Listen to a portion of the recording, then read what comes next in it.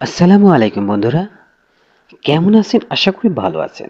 আজকে আমরা জানব ইমাম মেহাদী আলাইহিস সালামের আবির্ভাবের ৬ মাস পূর্বে যা ঘটবে, চলুন আমরা জেনে আসি।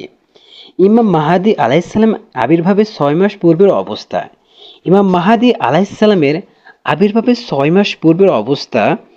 ইমাম মাহাদী আলাইহিস সালাম আবির্ভাবের ৬ মাস পূর্বে যেসব আলামত অবশ্যই দেখা দিবে রেওয়াতে বর্ণিত হয়েছে। ৫টি এমন ঘটনা রয়েছে যা অবশ্যই আবির্ভাবের পূর্বে ঘটবে। এই ঘটনাগুলোর পরে পূর্ব নির্ধারিত সময় অবশ্যই ইমাম আবির্ভাব হবেন।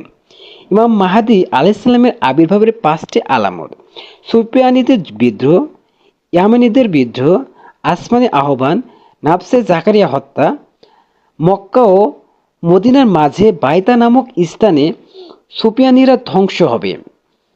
সুফিয়ানীদের বিদ্রোহ জোড় বছরে ১০ রজব ইমামের আবির্ভাবের পূর্বে সুফিয়ানীরা শামে ইয়াবেস নামক স্থান থেকে তাদের বিদ্রোহ শুরু করবে। একই সময়ে ইয়ামানের একজন বিদ্রোহ করবে। উক্ত দুইটি বিদ্রোহের সাথে সাথে খোরাসান থেকে একটি কালো পতাকা সৈয়দ হাসানের নেতৃত্বে বাইর হবে। রেওয়াতে বর্ণিত হয়েছে যে দীর্ঘমেয়াদী যুদ্ধ সমূহ ইমামের আবির্ভাবের সময় বেশি দেখা যাবে এবং মধ্যপ্রাচ্যের এই যুদ্ধসমূহ বেশি দেখা যাবে। আমরা দেখতে পাই যে মধ্যপ্রাচ্যের এই যুদ্ধসমূহ বেশি সংঘটিত হয়েছে এবং উক্ত এলাকাটি হচ্ছে আস্তিক ও নাস্তিকবাদীদের রণতীর এলাকা। মধ্যপ্রাচ্যের প্রথম এবং দ্বিতীয় যুদ্ধ থেকে ধারণা করা হয়েছে যে তার প্রাপ্তি কেমন হবে। আমেরিকা, ব্রিটেন, সাবেক রাশিয়ার মতো দেশ সমূহ যেখানে একত্রিত হয়, তেহরানের এক বৈঠকে স্পষ্ট হয় যে তারা দ্বিতীয় বিশ্বযুদ্ধের জন্য কী ধরনের পরিকল্পনা করতে পারে। মধ্যপ্রাচ্য হচ্ছে পৃথিবীর প্রাণ কেন্দ্র। আমরা যদি লক্ষ্য করি তাহলে দেখতে পাবো রাসূলুল্লাহ সাল্লাল্লাহু আলাইহি সাল্লামের প্রাপ্তির স্থান হচ্ছে ওই এলাকার দুনিয়ার সবচেয়ে বেশি তৈল এলাকা রয়েছে। ইউরোপ এবং এশিয়ার মিলন স্থল হচ্ছে এই এলাকা। হুসাইন বিন আলী রাদিয়াল্লাহু আনহু এর বাইতুল মুকাদ্দাসের দিক যাত্রা করেন। এই এলাকা থেকে ইয়াজিদ ইসলামকে ধ্বংস করার জন্য এলাকা নির্বাচন করে। হযরত মুসা আলাইহিস সালামের এলাকার দিকে যাত্রা করে কিন্তু তিনি পৌঁছাতে পারেনি। হযরত আলী আলাইহিস সালামের এলাকা থেকে শামের দিকে যাত্রা শুরু করেন। এছাড়াও পৃথিবীর অনেক নবী এই এলাকার নবুয়তপ্রাপ্ত হন। এছাড়াও অনেক গুরুত্বপূর্ণ ঘটনা এই এলাকায় সংঘটিত হয়। ইমাম মাহাদী আলাইহিস সালামের এলাকায় আবির্ভূত হবেন। শয়তানের কুদৃষ্টি এই এলাকার প্রতি রয়েছে।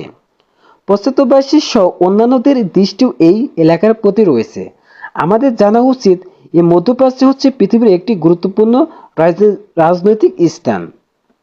রেওয়াতে বর্ণিত হয়েছে যে রাসূলুল্লাহ সাল্লাল্লাহু আলাইহি সাল্লাম আবু সুফিয়ানের সাথে যুদ্ধ করেন। ইমাম আলী রাদিয়াল্লাহু আনহু মুআবিয়াদের সাথে যুদ্ধ করেন। ইমাম হাসান রাদিয়াল্লাহু আনহু মুআবিয়াদের সাথে যুদ্ধ করেন। ইমাম হুসাইন রাদিয়াল্লাহু আনহু ইয়াজিদের সাথে যুদ্ধ করেন। ইমাম মাহাদী আলাইহিস সালাম সুফিয়ানীদের সাথে, যারা হচ্ছে আবু সুফিয়ানের বংশধর, যুদ্ধ করেন।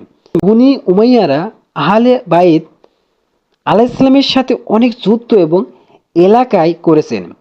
সুফিয়ানীদের বিদ্রোহ হচ্ছে ইয়াজিদ বাহিনীদের মধ্যে যারা ইসলামকে ধ্বংস করার আপ্রাণ চেষ্টা করবে।